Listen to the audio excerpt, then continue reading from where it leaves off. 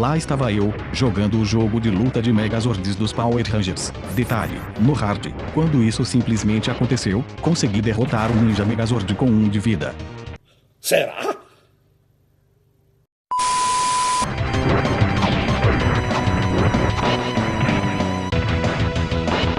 E meu Deus, que cenário feio, olha esse Zordon com a cabeça de ovo.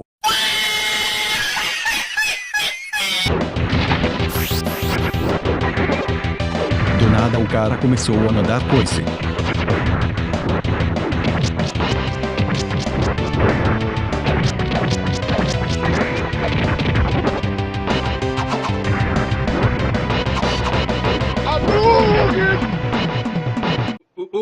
O que é isso? Você vai descobrir. Não!